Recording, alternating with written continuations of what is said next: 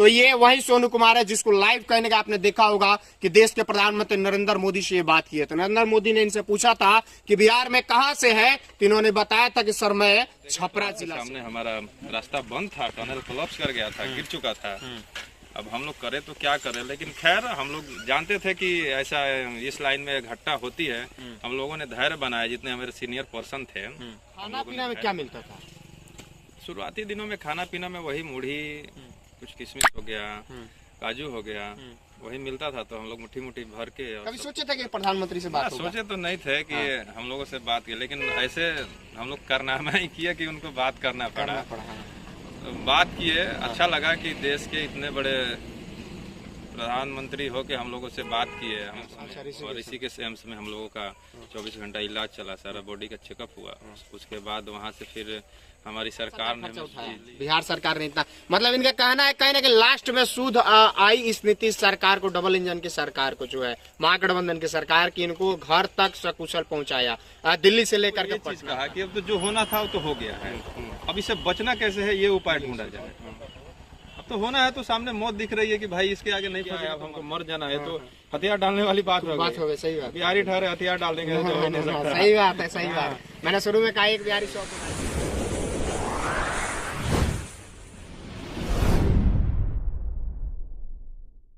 नमस्कार, आप देख रहे हैं आवाज जो भारत और मैं आपके साथ अजीत उपाध्याय। और पीछे हमारे देख रहे होंगे एक बोर्ड लगा हुआ है खजुआन का, जो कि रसूलपुर थाना और छपरा जिला है। और हम बात करेंगे उस शख्स की जिसकी कहानी आज कहीं ना कहीं पूरे देश में चर्चाओं का विषय बन गया है। देश के सर्वमान्य नेता यानी कि नरेंद्र मोदी, प्रदेश के प्रधानमंत्री से जिस व्यक्ति ने, जिस लड़के ने बात की, आज वो हमारे साथ उपस्थित है।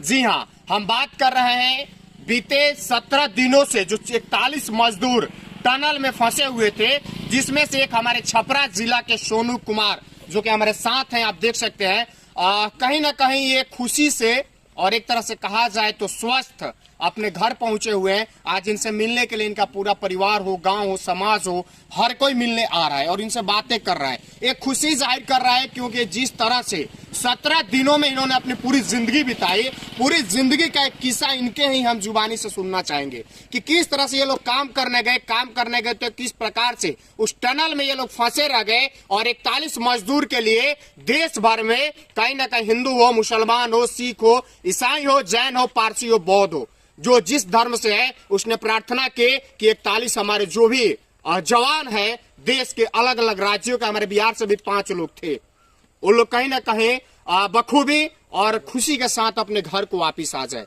तो ये भी अपने घर कल आए हुए हैं और आज इनसे हम भी मिलने चले आए, बात करने आ गए कि आखिरकार में एक चीज और बताएं। तो ये वही सोनू कुमार है जिसको लाइव कहने का आपने देखा होगा कि देश के प्रधानमंत्री नरेंद्र मोदी से ये बात की है। तो नरेंद्र मोदी ने इनसे पूछा था कि बिहार में कहां से है, तो इन्होंने बताया था कि सर मैं छपरा जिला से हूं। जी हाँ, ये वही छपरा है जो राजेंद्र बाबू की धरती है, जो मौलाना मजहरुल हक की धरती है। इसी छपरा से ये भी बिलोंग करते हैं और आज इनको देश जानता है। देश नहीं, मुझे लगता है कि बल्कि पूरी दुनिया सोनू कुमार को जानती है। जब हम इनके गांव में प्रवेश किए तो शुरू में हमने पूछा कि हमको जाना है जो टनल में वो लड़का फंसा हुआ था उनके यहाँ, तो लोग बता दिए कि नाम सोनू कुमार शाह है, काली माई के मंदिर के पास इनका घर है, चले जाइए। इतना ही फेमस हो चुका है। अब मुझे नहीं लगता कि पहले इनको इतना कोई जानता हुआ। सबसे पहले स्वागत है सोनू जी। वाकई में जो मैंने कहा कि पहले आपको इतना लोग जानता था?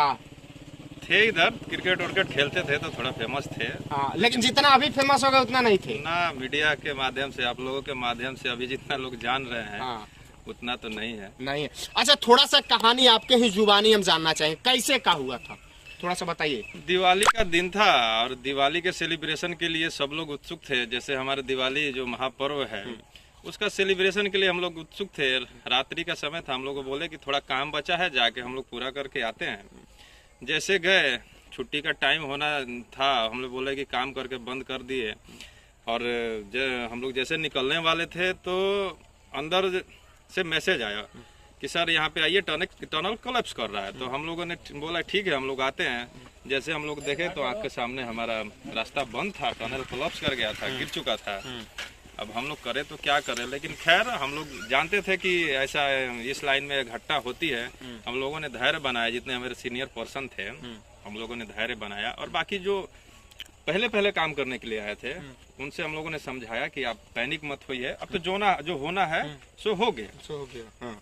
उनका धैर्य बढ़ाया, एक सीनियर होने के नाते। सीनियर होने के नाते हम लोगों ने धैर्य बनाया, और धैर्य बनाने से फिर बोले कि हमको बाहर से कैसे संपर्क करना है।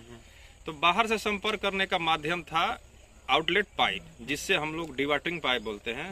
वो डिवाटरिंग पाइप से ही संपर्क हो सकता था, अन्यथा कोई संपर्क का साधन नहीं था। तो उसी पाइप के द्वारा हम लोगों ने मैसेज भेजा कि हम लोग यहाँ पे हैं और हम लोग यहाँ पे हैं और इस चैनल पे हम लोग फंसे हुए हैं, आप लोग आके हमको बचाइए। तो मैसेज के माध्यम से भेजा, मैसेज के माध्यम से जब भेजा तो उनको वो मैसेज मिला। मैसेज मिलने के बाद उन्होंने एक कंप्रेसर मशीन होती है, वो कंप्रेसर मशीन की उन्होंने व्यवस्था कराई और उसी कंप्रेसर से हम लोगों को ऑक्सीजन भेजा गया। तो 24 घंटे के बाद हम लोग को ऑक्सीजन और थोड़ा हल्का फुल्का खाना पीना मिला। खाना पीना मिलने के बाद आज हम लोग आपके सामने। खाना पीना में क्या मिलता था?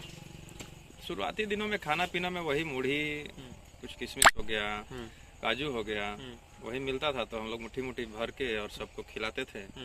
और जो अंदर सुरंग के अंदर का जो पहाड़ का पानी था, पहाड़ का पानी तो केमिकल ही था, तो वही पिए और जिए। अच्छा, ऐसा लगता था कि क्या बोलते हैं लास्ट दिन है, अब नहीं निकल पाएंगे, ऐसा महसूस हो पाता था? रात के 24 घंटा लगा कि अभी लास्ट है। उसके बाद जब मैसेज बाहरी दुनिया से मैसेज होने लगा तो उम्मीद जग गई कि हम लोग जिंदा। अच्छा, बाहर से मैसेज आने लगा कि आप लोग धैर्य बनाए रखे, निकालने के प्रयास किए। पाइप के द्वारा जब मैसेज आया तो लगा कि हाँ हम लोग अब जिंदा। अब मतलब हम लोग निकल सकते हैं, घर जा सकते हैं, वापसी कर। अच्छा, कुल कितने 41 लोग थे जी? इसमें अपने बिहार के 5 लोग थे और छपरा से अपने एक व्यक्ति थे। छपरा से हम एक थे, अकेले आप थे। और आरा से हमारे सवा सर थे, और रोहतास से सुशील हमारा दोस्त है, जिगरी दियार हमारा वो था, और बांका जिले से एक वीरेंद्र किस्कू थे, और एक हमारा छोटा भाई ये मुजफ्फरपुर से था, दीपक भट्ट। कहा गया कि एक बिहारी 100 पे भारी और ये 5 थे, तो सोचिए कि कैसे नहीं वापिस आते। अच्छा, एक चीज बताए, जब मोदी जी बात कर रहे थे उस दिन, हम लोग लाइव देख रहे थे, क्या महसूस किया? प्रधानमंत्री से बात कर, कभी सोचे थे कि प्रधानमंत्री से बात होगा? सोचे तो नहीं थे कि हम लोगों से बात की, लेकिन ऐसे हम लोग कारनामा ही किया कि उनको बात करना पड़ा। तो बात किए, अच्छा लगा कि देश के इतने बड़े प्रधानमंत्री हो के हम लोगों से बात किए, हम लोग को बहुत अच्छा लगा। अच्छा, क्या बात किए थे, थोड़ा सा बताइए। क्या शुरुआत में पूछे कि नाम कहाँ है, क्या है, आपके हौसले को सलाम। बाकी यही हम भी बोले कि सर ये तो हम 41 लोगों ने एक संगठन करके और अपनी हिम्मत दिखाई। फिर उन्होंने बोला कि नहीं, ये आपके राज्य की और आपके घर वालों की भी परिश्रम का फल है और उनकी दुआओं का फल है जो आप यहाँ पे हैं। हाँ, सकुशल अपना लौट आए। अच्छा, आने जाने का यानी कि जो वहाँ से आप यहाँ खजुआन अपने घर तक आए, इसका खर्चा कौन उठाया टोटल? हम लोगों को तो बोला गया था कि आप वहाँ पे जाइए। पहले तो जब हम लोग मेडिकली जांच वगैरह जी हाँ, जब हम लोग पहले वहाँ से निकले तो निकलने के बाद वहाँ पे हमारा जो जिला अस्पताल है, एक छोटा सा कैंप बनाया हुआ था स्पेशल हम लोगों के लिए, 4400। तो हमारे माननीय मुख्यमंत्री श्री पुष्कर सिंह धामी उत्तराखंड सरकार के जो मुख्यमंत्री हैं, उन्होंने ये वो व्यवस्था कराई। और व्यवस्था कराने के बाद बहुत अच्छे वहाँ के लोग थे, डॉक्टर सब बढ़िया थे। और उसके बाद हम लोगों को एरोप्लेन से, भले इंडियन एयरफोर्स की जो 41 लोगों की बैठने की जो प्लेन थी, वहाँ से फिर एम्स हॉस्पिटल में उतारा गया, दिल्ली ना, ऋषिकेश एम्स में। और ऋषिकेश एम्स में हम लोगों का 24 घंटा इलाज चला, सारा बॉडी का चेकअप हुआ। उसके बाद वहाँ से फिर हमारी सरकार ने हमें सुध ली, और हमारे बिहार सरकार ने इतना चिल्लाने के बाद फिर वो आए, तो हमारा अंतिम में वो लोग आए और यहाँ गेस्ट हाउस में, ऋषिकेश गेस्ट हाउस में हम लोग रुके। और वहाँ से एक ऑफिसर हमारे साथ आए दिल्ली से बाई फ्लाइट पटना, और पटना से गाड़ी करके हमको घर तक पहुँचा दिया। मतलब बिहार सरकार खर्चा उठाया? बिहार सरकार ने इतना, मतलब इनका कहना है कहीं ना कि लास्ट में सूद आई इस नीतीश सरकार को, डबल इंजन की सरकार को, जो है महागठबंधन की सरकार की, इनको घर तक सकुशल पहुँचाया, दिल्ली से लेकर के पटना तक।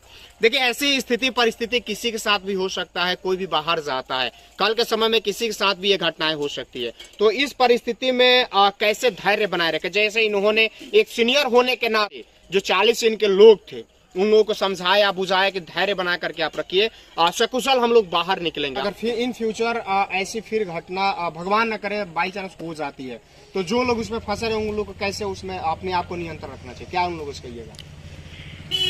लाइन है, अब आपदा का तो कोई भरोसा नहीं होता है, और जब सामने मौत हो तो अगर आनी है तो आ ही जाएगी, लेकिन उससे लड़ना भी पड़ता है। तो हम लोगों ने लड़े, हमने सबको ये चीज़ कहा कि अब तो जो होना था वो तो हो गया है, अब इससे बचना कैसे है ये उपाय ढूंढा जाए।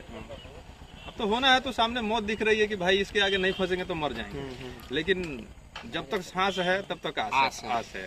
तो जब तक सांस रही तब तक हम लोग आस में लड़े, और जैसे हम लोग का मैसेज पहुंचा और इतने लोगों की दुआ थी, मैं अपने गांव में यहाँ पे आया हूँ, सब हमारे जितने भी शुभचिंतक हैं और जितने भी काका बंधु चाचा, मैं अपने मामा के घर में रहता हूँ, जितने मेरे मामा है, और उधर में गांव से बाहर गया था, एक हमारे दोस्त है जो कतर से आए हैं, ये सुने कि भाई ऐसा हुआ तो ये तुरंत आए, तो जितने लोगों की दुआ काम आई और आपके सामने है हम। सही बात है, दुआएं कहीं ना कहीं काम आ जाती है, और दुआएं आज सही में वाकई में काम में आ गई हैं कि आज सकुशल ही भी अपने घर और बाकी 40 लोग भी अपने घर वापस कर चुके हैं। तो ये रहेगा कि कहीं ना कहीं ऐसी परिस्थितियों में सबसे पहले अपने आप को धैर्य बनाए रखें, आपा ना खोए कि होगा क्या। नहीं, बहुत सारे लोग हो जाते हैं कि हतोत्साहित होंगे और उस दरमियान कहीं ना कहीं ऐसा स्टेप उठा लेंगे कि अगर बचना भी होगा तो नहीं बच पाएंगे। लेकिन ऐसी स्थिति में इन लोगों ने कहीं ना कहीं वो चीजें समझा, और इनका कहना था कि वैसे बहुत सारे उसमें नए लड़के थे, बहुत सारे नए लड़के थे, वो तो पहले देख के लगा कि अब इनको क्या हो गया, तो हम लोगों ने समझाया कि अब तो जो होना था तो हो गया। एक काम करो, तुम लोग यहाँ से चल के वहाँ पे बैठो, अब हम लोग देखते हैं। और एक बात हम लोगों ने समझाया कि जो होगा तब हो जाएगा, उसको कोई रोक नहीं सकता। अगर जीना लिखा होगा तो इस परिस्थिति में सबको लड़ना पड़ेगा। सही बात। और हमारे जितने भी सीनियर थे, जैसे हमारा सभा साहब हो गया, गब्बर सिंह नेगी हो गया, अखिलेश हो गया, सुशील हो गया वगैरह, ये सब बोले कि जो तो होना है तो होगा, लेकिन बिना लड़ाई लड़े अब हम हर थाक जाएं कि भाई नहीं अब ये गिर गया है, अब हमको मर जाना है, तो हथियार डालने वाली बात हो गई। सही बात, बिहारी ठहरे हथियार डाल देंगे तो हो नहीं सकता। सही बात है, सही बात। मैंने शुरू में कहा एक बिहारी 100 पे भारी, और वाकई में चलिए इस परिस्थिति में कहने के देश भी इनके साथ रहा, और वहाँ की वर्तमान सरकार साथ रही, देश के प्रधानमंत्री साथ रहे, बराबर वहाँ पे जाकर के पुष्कर सिंह धामी इन लोगों से वार्ता किए, बात किए, और 17 दिन तक सोचिए एक गुफा में अपनी पूरी जिंदगी 17 दिन तक 24 घंटा बिताना कितना बड़ा कठिन तपस्या होगी। तपस्या तो बहुत सारे महात्मा किए, लेकिन एक तपस्या ये लोग भी 17 दिन करके आज कहीं ना कहीं निकले हुए। 17 दिन के बाद निकले होंगे तो अजब सी दुनिया दिख रही होगी, अजब सी दिख रही होगी कि कहाँ हम लोग आ चुके हैं। सूर्य दिखा होगा, चंद्रमा दिखा, हर चीज दिखा होगा। चलिए बने रहिए, कमेंट करके बताइए क्या वाकई में जो इनका लोगों का परिश्रम था और देश का परिश्रम था सही में काम आया या फिर नहीं आया। जय हिंद।